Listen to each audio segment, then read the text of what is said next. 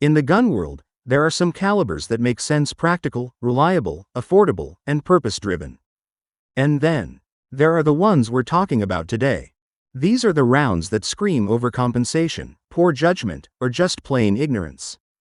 Whether it's insane recoil, laughable ballistics, ridiculous price tags, or just being wildly impractical for anything outside a video game, these calibers are the kind that make seasoned shooters roll their eyes and quietly step away.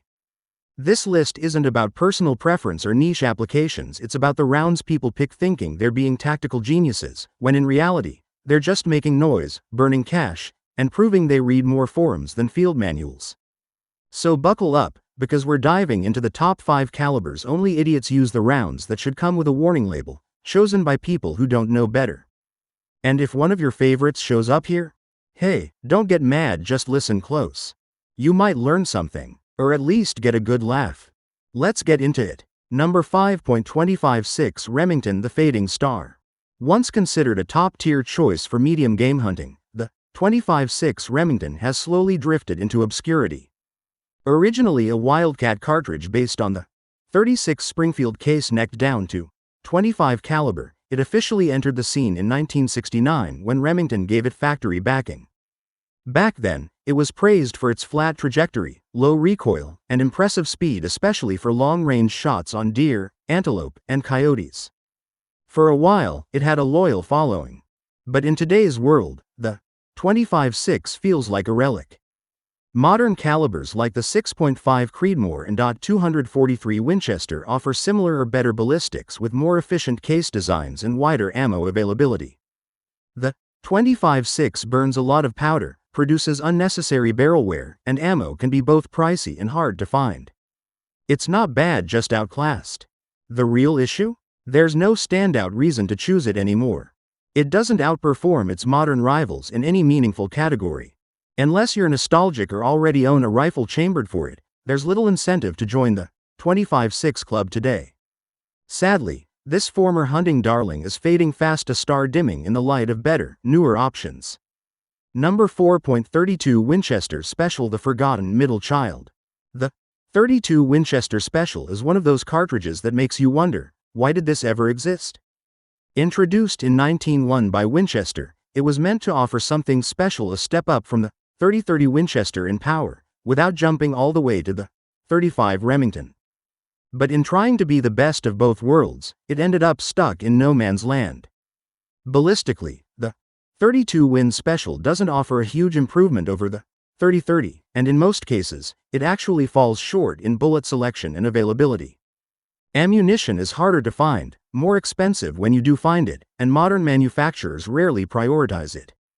To make things more awkward, it was originally marketed toward handloaders who wanted to shoot cast bullets, but that niche appeal hasn't aged well. The real issue is redundancy. Everything the .32 Win Special claims to do, the .30 already does, and does better, more efficiently, and with way more support. Unless you inherited a classic lever action chambered in .32 Win Special, there's no logical reason to go out of your way for it today. It's a cartridge caught in the past, with little relevance in the modern shooting world. Number 3 7mm8 Remington, the caliber that tries too hard.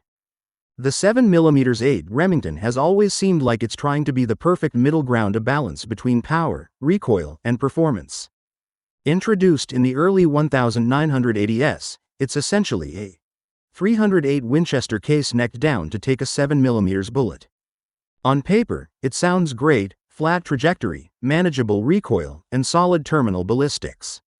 But in practice, it's a solution to a problem that didn't really exist. The 7mm8 lives in a weird limbo. It's not quite as versatile or widely available as the .308, and it's constantly overshadowed by the newer, trendier 6.5 Creedmoor. Ammo selection is limited, and when you can find it, the price tag makes you wonder why you didn't just stick with something more common. For reloaders, it has some appeal, but for the average shooter, there's no standout reason to choose it. It's not that the 7mm8 is bad, it's just unnecessary. It tries to be a jack of all trades but ends up being a master of none. If you already have one, sure, it'll get the job done.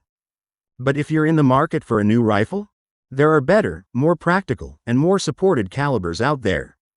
Number 2.41 Magnum, the caliber nobody asked for.